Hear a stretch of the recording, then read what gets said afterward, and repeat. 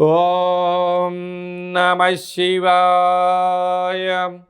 ఓం నమో నారాయణాయ. ఓం చతుర్ముఖ బ్రహ్మదేవాయ నమః. సర్వమంగళమాంగళ్యే శివే సర్వార్థిసాధికే శరణ్యే త్రయంబకే దేవి నారాయణి నమోస్తుతే. హరి ఓం. మా ఛానల్కి స్వాగతం. చూస్తున్న వీక్షకులకు, ప్రేక్షకులకు, ప్రియ కాళ భైరవ భగవద్బంధులకి స్వాగతం పలుకుతూ, మమ్మల్ని ఎంతగానో ఆదరిస్తూ ఉండబడినటువంటి ప్రియ సోదర సోదరీమణులకు, జ్యోతిష్ అభిమానులకు, సనాతన ధర్మ సంరక్షకులకి స్వాగతం పలుకుతూ, ఈ వివాహం చేయడానికి ప్రధానమైన కారణం ఏమిటయ్యనగా, ప్రస్తుత కాలమాన ప్రకారంగా గ్రహాలు కొందరికి అనుకూలించకపోతే మరొకరికి మంచి విద్య ఉండి ఉద్యోగంలో స్థిరపడకపోవడం, మంచి ఉద్యోగం ఉండి అందులో పర్మనెంట్గా లేకపోవడం, మంచి ఉద్యోగం ఉండి ధనము లేకపోవడం. అంటే ఈ మధ్యకాలంలో చాలామంది మా దగ్గర జ్యోతిష్యానికి చెప్పుకుంటూ వచ్చేటప్పుడు వారందరూ ఏమని అడుగుతున్నారంటే 6, 5, 4, 3, 2, 1 అలాంటివి ఏమైనా ఉన్నాయా అండి గురువుగారు అని అడిగారు. 6 ఏంటివి, 5 ఏంటివి, పరిస్థితి ఏమిటి అని అడిగాను. 1 అంటే అబ్బాయి ఒకటే ఉండాలట. 2 అంటే వివాహం తదనంతరం వీళ్ళిద్దరు కలిసే ఉండాలట. 3 అంటే తల్లిదండ్రులకు అత్తమామలకు దూరంగా ఉండాలట. 4 ఏమిటంటే 4 నెంబర్లు కలిగినటువంటి తారాస్థాయి లాంటి వాహనం కావాలట. 5 అంటే ఏమిటో తెలుసా? వీరి మధ్యలో పంచభూతాలు కూడా దూరకూడదట. 6 అంటే వివాహ తదనంతరము అబ్బాయి యొక్క పాస్తులే కావాలి తప్ప అన్నదమ్ముళ్ళు కానీ అక్క చెల్లెలు కానీ గతంలో తల్లిదండ్రులు చేసిన అప్పు కానీ వీరికి ఉండకూడదట. 7 ఏంటమ్మా అంటే అబ్బాయి అపార కుబేరుడు కావాలి అని అడుగుతున్నారు. నేను ఒక్కసారి వాళ్ళ మాట విన్న తర్వాత ఆశ్చర్యచకితుడయ్యాను. అమ్మా, మీరు చెప్పిన దాని ప్రకారంగా చూస్తే ఆ వ్యక్తి అనాథ కావాలి, తల్లిదండ్రులతో రేపొద్దున రిలేషన్ ఉండకూడదు, అన్నదమ్ములతో ఉండకూడదు, అక్కా చెల్లెలతో ఉండకూడదు, ఏమిటి అని అడిగితే, లేదండి మా అమ్మాయిని రేపొద్దున వాళ్ళ ఇంటికి ఇచ్చిన తర్వాత ఈ బాధలు మేము పడలేమండి, మేము ఇన్ని రోజులు అల్లారు ముద్దుగా పెంచుకున్నామండి అన్నారు. సరేనమ్మా, అంత బాగానే ఉంది. వారి ఇరువురి మధ్యలో ఏదైనా స్వల్పమైన భేదాభిప్రాయాలు వచ్చినప్పుడు ఎవరు నచ్చజెప్పాలి అమ్మా? ఇటు తల్లిదండ్రులు కానీ అటు తల్లిదండ్రులు కానీ కలగజేసుకోవచ్చు కదా, చేసుకోవడానికి ఎవరో ఒకరు పెద్దవారు కావాలి అంటే మేమున్నాం కదండి. అంటే ఉండబడిన కేసులన్నీ కూడా అమ్మాయి వాళ్ళకి అనుకూలంగా ఉన్నాయి కదండి అని అన్నా నేను. అదే కదండి, ఆ అబ్బాయిని వీలైతే ఇల్లరికం, లేకపోతే కొంతకాలం తర్వాత అబ్బాయి సంపాదించినంత సంపాదన మాకే చెందాలి అన్న పోకడలో నడుస్తుంది. వారు చెప్పిన మాట ఒక్కసారి నేను వినగానే చాలా ఆశ్చర్యచకితుడయ్యాను. అంటే ఎక్కడికి వెళ్తుంది అనేది. ఇంతకుముందు కాల సమయంలో వివాహం చేయాలంటే ఇటు 7 తరాలు అటు 7 తరాలు చూసేటువంటి వారు ఇప్పుడు కనీసము 7 అంకెల సంఖ్య కలిగిన ధనం, అంటే ధనమూలం ఇదం జగత్ అని చెప్పారే తప్ప ఆ ధనం ఉంటేనే నీకు వివాహం అవుతుంది, నీ దగ్గర కోట్లు ఉంటేనే మా అమ్మాయిని మీకు ఇచ్చి వివాహం చేస్తాను అనే పరిస్థితి వచ్చింది. ఇలాంటి పరిస్థితి ఎందుకు ఉంటుంది అంటే కారణం వారి యొక్క నివసిస్తున్నటువంటి గృహము, వారి యొక్క ఆర్థిక స్తోమతే ప్రధానమైన కారణం. ఎందుకనగా గతంలో కొంతకాలం తర్వాత ఉమ్మడి కుటుంబాలు ఉండేటువంటివి. ఉమ్మడి కుటుంబాలు కాస్త ఒకటి కుటుంబాలుగా మారిపోయాయి. ప్రస్తుత కాలమాన ప్రకారంగా నీ వాళ్ళు వద్దు నా వాళ్ళే కావాలనే పరిస్థితి ఇప్పుడు నడుస్తుంది.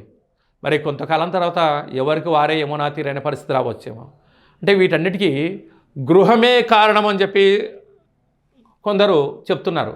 అంటే గృహంలో ఉండబడినటువంటి వాస్తు దోషం ప్రభావం వలన, అంటే ఇప్పుడు చాలా ప్రాంతాల్లో ఇంట్లో కిచెన్ పెట్టట్లేదు. ఏమిటయ్యా అంటే అంత హోటల్ ఫుడ్డే. మా అమ్మాయి వంట చేయదండి, అబ్బాయికి వంట వచ్చా అనే పరిస్థితి వచ్చిన పరిస్థితి ఉంటుంది. కనుక చాలామంది అబ్బాయిలకు పెళ్ళిగాని ప్రసాదులు చాలామంది ఉన్నారు. అలా అవ్వట్లేదని చెప్పి చాలామంది తల్లిదండ్రులు బాధపడుతున్నారు. అంటే చదవలేదా అంటే డాక్టర్లు చదివారు, ఇంజనీర్లు చదివారు, గవర్నమెంట్ ఉద్యోగస్తులు అయ్యారు. గవర్నమెంట్ ఉద్యోగస్తుడు అయ్యారు అనుకోండి, సాఫ్ట్వేర్ ఉద్యోగస్తుడు కావాలంటారు. సాఫ్ట్వేర్ వాళ్ళు అండి అందులో పర్మనెంట్ లేదు కదండి అంటున్నారు. మంచి ఉద్యోగం అంటే వెనక ఆస్తిపాస్తులు లేవు కదండి అంటున్నారు. అంటే కోరికలు మితిమీరిపోయాయి.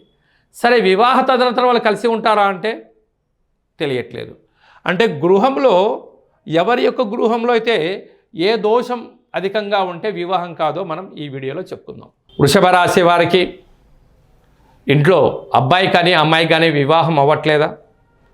ఇల్లు చాలా బాగుంది, ఇంట్లో స్వల్పమైనటువంటి దోషాలు ఉండినను ఎందుకు అవ్వట్లేదని చెప్పి చాలామంది ఎదురు చూస్తూ ఉంటారు. వారందరూ కూడా వివాహం అవ్వడానికి గృహంలో ఒక చిన్న రెమెడీని ఏర్పాటు చేసుకోగలిగినట్లయితే వారికి వద్దన్నా వివాహం అవుతుందని చెప్పి గమనించాలి. వృషభ రాశిలో ఏ ఏ నక్షత్రాలు వస్తాయి అనగా కృతికా నక్షత్రంలోని 2, 3, 4 పాదాలు, రోహిణీ నక్షత్రంలోని 4 పాదాలు, మృగశిర నక్షత్రంలోని 1, 2 పాదాలు కలిపితే వృషభ రాశి. రాశాధిపతి శుక్ర భగవానుడు. ఎందుకనగా రాశాధిపతి శుక్రుడే కలత్రతకారకుడు, వివాహకారకుడు. కనుక వీరు తప్పక గృహంలో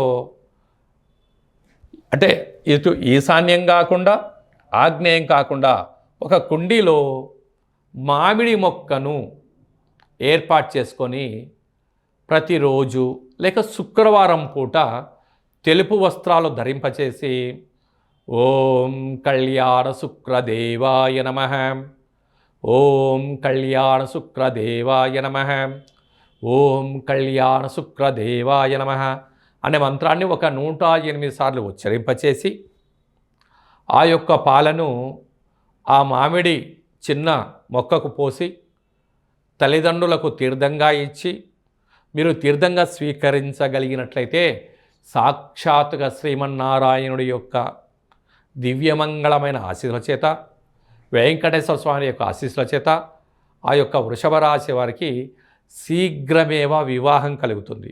అందులో ఏమాత్రము సందేహమే లేదు. కనుక ఈ వృషభ రాశి జాతకులకు అంటే సాఫ్ట్వేర్ ఉద్యోగస్తులు, హార్డ్వేర్ ఉద్యోగస్తులు, వ్యవసాయ సోదరీమణులు, గృహ భవన నిర్మాణ కార్యక్రమం చేసేవారు, సంపూర్ణ సాఫ్ట్వేర్ హార్డ్వేర్ రంగంలో ఉండబడిన వారు, ఏ టెక్నాలజీ లాంటి అత్యున్నతమైన కోర్సులు నేర్చుకున్న వారికి వివాహం కాకపోతే ఇంట్లో ఏం చేస్తామంటే వీరి యొక్క పూజా మందిరంలో ఒక దేవేంద్రుడిని అంటే వివాహకాల సమయంలో ఒక కళ్యాణ తిలకాన్ని దిద్దుతారు. ఆ కళ్యాణ తిలకం అమ్మవారినే వివాహకాల కళ్యాణము అంటారు. ఆ అమ్మవారి కళ్యాణి మాత అంటారు. ఆ కళ్యాణి మాత ఎవరయ్యా అంటే దేవేంద్రుడి యొక్క భార్య. ఈ మంత్రం ఉంటుంది.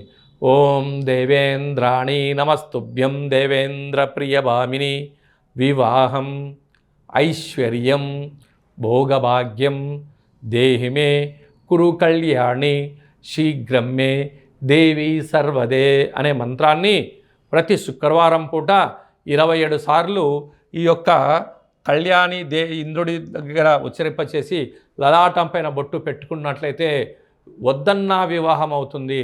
కనుక వృషభ రాశి జాతకులకు జాతకంలో ఉన్న గ్రహదోషాలు తొలగిపోయి ఐశ్వర్యం కలుగుతుందని చెప్పడంలో ఏమాత్రము సందేహమే లేదు. ఈ విధమైనటువంటి దోషాలు మీ ఇంట్లో ఏమైనా ఉన్నట్టయితే మీ వ్యక్తిగత జాతకము మీ గృహం గురించి తెలుసుకోవాలనుకుంటున్నట్టయితే ఈ కింది నెంబర్ సంప్రదించినట్లయితే అపాయింట్మెంట్ తీసుకొని సంప్రదించగలరు. అందరికీ ఈ వీడియో చూసిన వారందరికీ నిండు నూరేళ్ళ ఆయురారోగ్యాలని మీ యొక్క కోరికలు నెరవేరాలని మనసారా కోరుకుంటూ ఆశీర్వచనం. శతమానం భవతు శతాయు పురుష సతేంద్రియ ఆయుష్యేవేంద్రియే ప్రతితిష్టతి ధనం ధాన్యం బహుపుత్రలాభం శత సంవత్సరం దీర్ఘమాయు సర్వే జనా సుఖినో భవంతు లోకా సమస్తా సుఖినో భవంతు. వివాహ మంగళ గౌరీ దేవత అనుగ్రహ ప్రసాద సిద్ధిరస్తు తదాస్తు. ఈ వీడియో మీకు నచ్చినట్టయితే లైక్ చేయండి, షేర్ చేయండి, మా ఛానల్ని సబ్స్క్రైబ్ చేయండి. ఆధ్యాత్మికమైన వివాహానికి సంబంధించిన వీడియోను భగవద్బంధులకు మిత్రులకు స్నేహితులకు చేరవేసి హిందూ ధర్మాన్ని కాపాడండి.